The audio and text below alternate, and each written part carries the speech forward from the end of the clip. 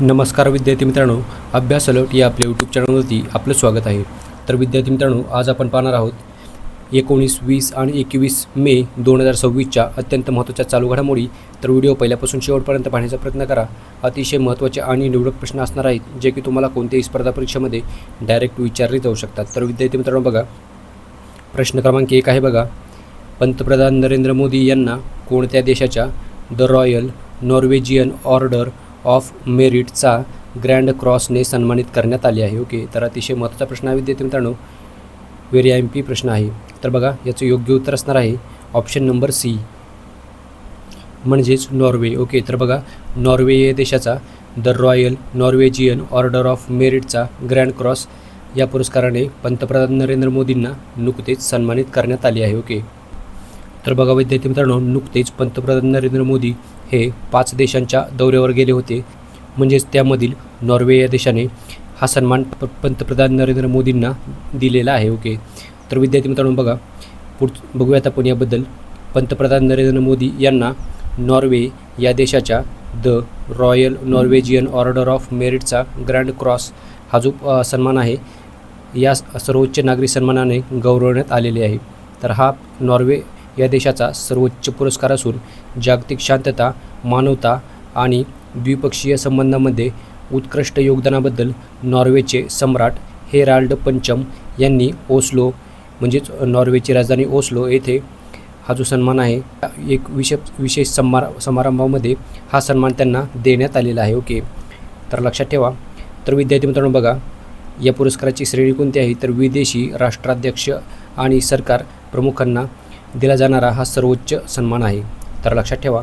आणि जागतिक विक्रम हा पंतप्रधान नरेंद्र मोदींचा 32वा सर्वोच्च आंतरराष्ट्रीय सन्मान आहे. तर विद्यार्थी मित्रांनो बघा, विशेष महत्त्व म्हणजेच बघा, 43 वर्षानंतर भारताच्या कोणत्याही पंतप्रधानांनी नॉर्वेला म्हणजेच नॉर्वे या देशाला भेट दिलेली आहे. तर चला पुढचा प्रश्न बघूयात आपण. प्रश्न क्रमांक 2 आहे बघा, युनायटेड किंगडममध्ये भारताचे नवीन उच्चायुक्त म्हणून कोणाची नियुक्ती करण्यात आली आहे. तर बघा, त्यांचं नाव आहे पेरियासामी कुमारन. ओके, तर पेरियासामी कुमारन यांची युनायटेड किंगडम या देशामध्ये भारताचे नवीन उच्चायुक्त म्हणून नियुक्ती केलेली आहे. ओके, तर लक्षात ठेवा. तर विद्यार्थी मित्रांनो चला पुढचा प्रश्न बघूयात आपण. प्रश्न क्रमांक 3 आहे बघा, the bench, the bar and the bizarre हे पुस्तक जे आहे ते कोणी लिहिले आहे. तर बघा, त्यांचं नाव आहे तुषार मेहता. तर तुषार मेहता यांनी the bench, the bar and the bizarre हे जे पुस्तक आहे ते लिहिलेले आहे. ओके, तर महत्त्वाचा प्रश्न आहे विद्यार्थी मित्रांनो, चला बघूयात आपण. बघा, the bench, the bar and the bizarre हे जे पुस्तक आहे ते भारताचे सॉलिसिटर जनरल तुषार मेहता यांनी लिहिलेले आहे. आणि मे 2026मध्ये नवी दिल्ली येथील भारत मंडपम येथे एका विशेष कार्यक्रमामध्ये केंद्रीय गृहमंत्री अमित शहा आणि भारताचे सरन्यायाधीश यांच्या हस्ते या पुस्तकाचे प्रकाशन करण्यात आले आहे. ओके, तर लक्षात ठेवा, त्यामुळे हा प्रश्न तुम्हाला विचारला जाऊ शकतो. तर बघा, त्यांचे जे दुसरं पुस्तक आहे ते सुद्धा या समारंभामध्ये प्रकाशित करण्यात आलेले आहे. तर बघा, दुसऱ्या पुस्तकाचे नाव आहे बघा, the lawful and the awful. हे आणखी एक पुस्तक देखील प्रकाशित झालेले आहे. ओके, तर लक्षात ठेवा. चला विद्यार्थी मित्रांनो बघा, पुढचा प्रश्न बघूयात आपण. बघा, प्रश्न क्रमांक 4 आहे, नवी दिल्लीमध्ये ब्रिक्स परराष्ट्र मंत्र्याच्या बैठकीचे अध्यक्षपद कोण भूषवत आहे. तर बघा, ऑप्शन नंबर सी याचं उत्तर असणार आहे एस जयशंकर. तर भारताचे परराष्ट्र मंत्री म्हणजेच भारताचे विदेश मंत्री जे आहेत त्यांचं नाव आहे एस जयशंकर. तर बघा, नवी दिल्लीमध्ये होत असलेल्या ब्रिक्स परराष्ट्र मंत्र्याचे बैठकीचे अध्यक्ष हे परराष्ट्र मंत्री एस जयशंकर हे भूषवत आहेत. तर लक्षात ठेवा. तर विद्यार्थी मित्रांनो बघा, भारतामध्ये यावर्षीचे म्हणजेच 2026चे ब्रिक्सचे अध्यक्षपद आहे. ओके, तर लक्षात ठेवा. तर बघा विद्यार्थी मित्रांनो, वर्ष 2026साठी भारत ब्रिक्स संघटनेचे अध्यक्षपद भूषवत आहे. या अंतर्गत आगामी 18वी प्रमुख ब्रिक्स शिखर परिषद ही सप्टेंबर 2026मध्ये भारतामध्ये आयोजित केली जाणार आहे. तर लक्षात ठेवा. चला विद्यार्थी मित्रांनो बघा, प्रश्न क्रमांक 5 आहे, जल चॅम्पियनशिप अवॉर्ड 2026ने कोणाला सन्मानित करण्यात आले आहे. तर बघा, याचं उत्तर असणार आहे ऑप्शन नंबर डी, भरत. तर बघा, भरत यांना जल चॅम्पियनशिप अवॉर्ड 2026ने सन्मानित करण्यात आलेले आहे. तर चला बघूयात आपण.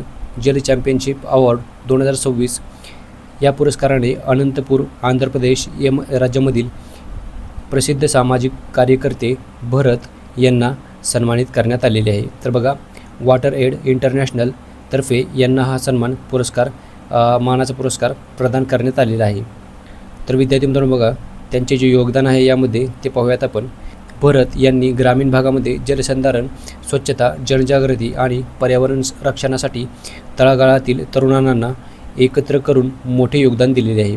आणि त्यांचा उद्देश काय आहे, भारताला जलसुरक्षित आणि स्वच्छ बनवण्याच्या मोहिमेमध्ये दिलेल्या महत्त्वपूर्ण योगदानासाठी त्यांना हा सन्मान देण्यात आलेला आहे. तर विद्यार्थी मित्रांनो बघा जलशक्ती मंत्रालय म्हणजेच जलशक्ती डिपार्टमेंट आणि तरुण स्वयंसेवकांच्या सहकार्याने त्यांनी अनेक जलसंधारण मोहिमा यशस्वी केलेल्या आहेत. तर विद्यार्थी मित्रांनो लक्षात ठेवा. चला पुढचा प्रश्न बघूयात आपण. बघा प्रश्न क्रमांक 6 आहे बघा, कॉमन क्रायटेरिया डेव्हलपमेंट बोर्डचे अध्यक्षपद कोणत्या देशाने स्वीकारले आहे? तर बघा याचं उत्तर असणार आहे ऑप्शन नंबर डी म्हणजेच भारत. तर बघा आपल्या भारताने कॉमन क्रायटेरिया डेव्हलपमेंट बोर्डचे अध्यक्षपद स्वीकारलेले आहे. ओके, तर लक्षात ठेवा. तर विद्यार्थी मित्रांनो बघा बघूयात आपण CCDB म्हणजेच काय, कॉमन क्रायटेरिया डेव्हलपमेंट बोर्ड. तर बघा हे जे बोर्ड आहे तो जगभरामधील IT उत्पादनांच्या सुरक्षा मानकांचे मूल्यमापन आणि जागतिक सायबर सुरक्षा फ्रेमवर्क निश्चित करण्याचे महत्त्वाचे तांत्रिक काम करते. तर बघा लक्षात ठेवा. पुढचा प्रश्न बघूयात आपण. बघा प्रश्न क्रमांक 7 आहे, इराक या देशाचे सर्वात तरुण पंतप्रधान कोण बनले आहेत?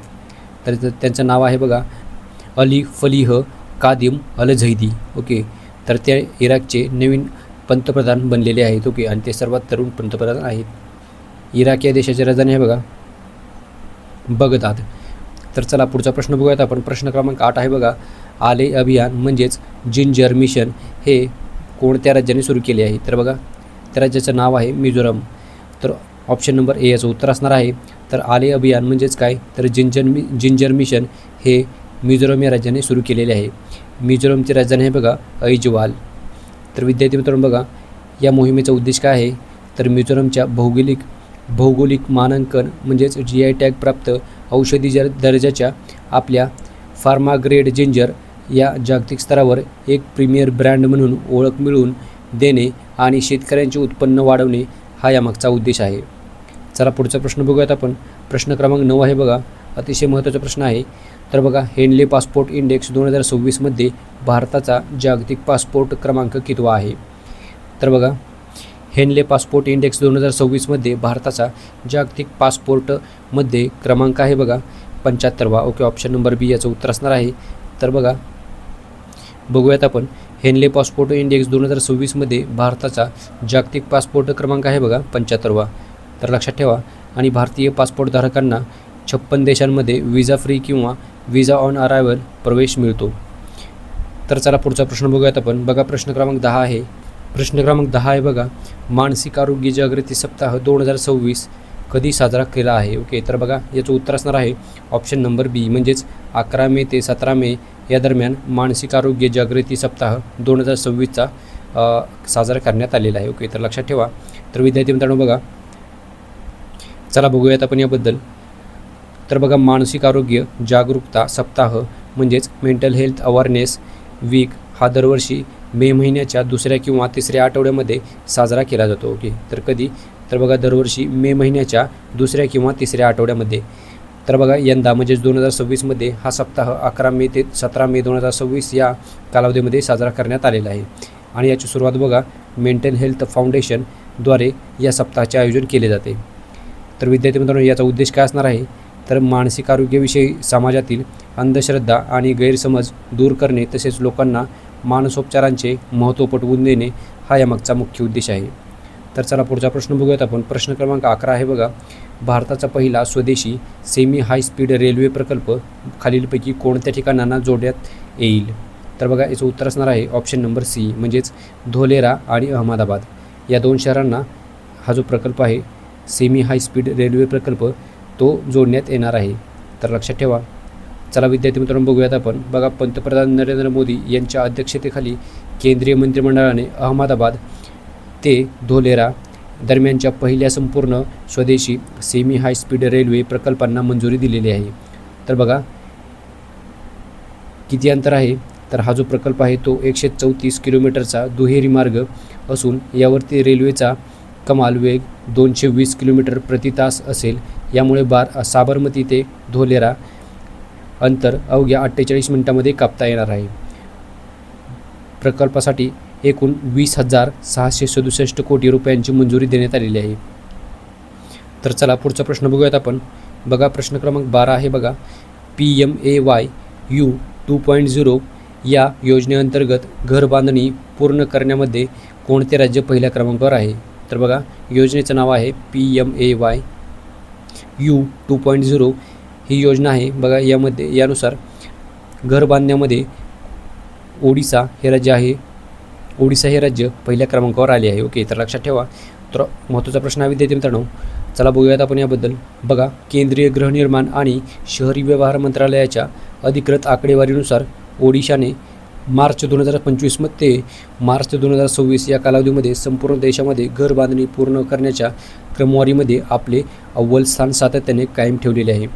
तर बघा या योजनेअंतर्गत ओडिशामध्ये 5 मे 2026 2008 घरे यशस्वीरित्या पूर्ण झालेली असून उर्वरित घरे बांधण्याच्या विविध टप्प्यांवर आहेत.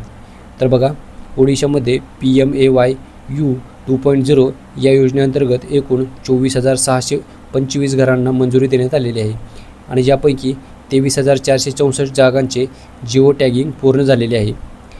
तर लक्षात ठेवा. बघा योजनेची सुरुवात जी आहे ती पंतप्रधान नरेंद्र मोदी यांनी सप्टेंबर 2024 पुढील 5 वर्षात शहरी गरीब आणि मध्यमवर्गीय कुटुंबांना 1 कोटी अतिरिक्त घरे देण्याच्या उद्देशाने PMAYU 2.0ची सुरुवात केलेली होती. तर लक्षात ठेवा.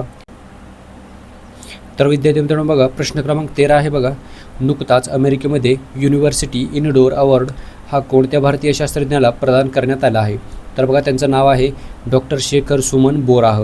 तर यांना युनिव्हर्सिटी इनडोअर अवॉर्ड हा नुकताच प्रदान करण्यात आलेला आहे. तर महत्त्वाचा प्रश्न आहे. चला बघूयात आपण याबद्दल. अमेरिकेमध्ये पार पडलेल्या Texas innovation conference and awards 2026 भारताचे तरुण शास्त्रज्ञ डॉक्टर शेखर सुमन बोरा यांना प्रतिष्ठित युनिव्हर्सिटी इनोव्हेटर अवॉर्ड प्रदान करण्यात आलेला आहे. तर लक्षात ठेवा. तर बघा ते मूळचे भारताच्या आसाम या राज्यामधील तेजपूर मधील रहिवासी आहेत. अमेरिकेमधील युनिव्हर्सिटी ऑफ टेक्सास येथे संशोधन ते सध्या करत आहेत. तर लक्षात ठेवा. तर संशोधनाचा विषय आहे डॉक्टर बोरा यांना त्यांच्या मायक्रो इलेक्ट्रॉनिक्स ड्रोन आधारित सेन्सिंग आणि आर्टिफिशियल इंटेलिजन्स क्षेत्रामधील उत्कृष्ट कामगिरीसाठी हा पुरस्कार मिळालेला आहे. तर लक्षात ठेवा. तर विद्यार्थी मित्रांनो प्रश्न क्रमांक 14 बघूयात आपण. जगातील पहिली स्मार्ट आइसलँड देखरेख प्रणाली कोणत्या देशामध्ये सुरू करण्यात आलेली आहे? तर बघा जगातील पहिलीच असल्यामुळे प्रश्न महत्त्वाचा आहे. तर याचं उत्तर असणार आहे ऑप्शन नंबर डी इक्वेडोर. तर इक्वेडोर या देशाने जगातील पहिली स्मार्ट बेट देखरेख प्रणाली सुरू केलेली आहे. ओके, तर लक्षात ठेवा.